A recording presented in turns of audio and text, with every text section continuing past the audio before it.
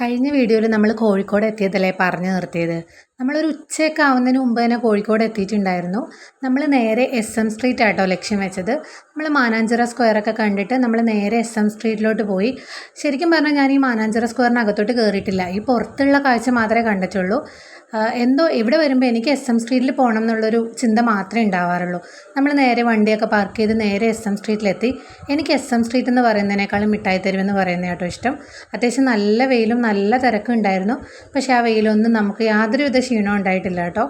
നമ്മളിങ്ങനെ മാക്സിമം കയറാൻ പറ്റുന്ന എല്ലാ കടയിലും കയറുന്നുണ്ടായിരുന്നു. ഒരുപാട് ഐറ്റംസ് ഒന്നും വാങ്ങിച്ചു കൂട്ടിയില്ലെങ്കിലും എല്ലാ കാഴ്ചകളും കാണുന്നുണ്ടായിരുന്നു.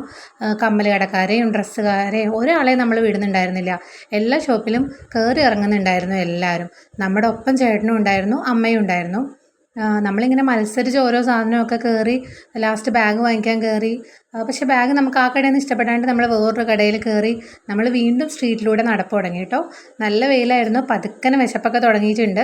പിന്നെ നമ്മൾ കുറ്റിച്ചിറ ബിരിയാണി വീട്ടിൽ നിന്ന് ഇറങ്ങുമ്പോൾ തന്നെ പ്ലാൻ ചെയ്തിട്ടാണ് ഇറങ്ങിയത്. അത്യാവശ്യം നല്ല വെയിലുള്ളത് കൊണ്ട് തന്നെ നമ്മൾ വേഗം കുറ്റിച്ചിറയിലോട്ട് പോകാൻ പ്ലാൻ ചെയ്തു.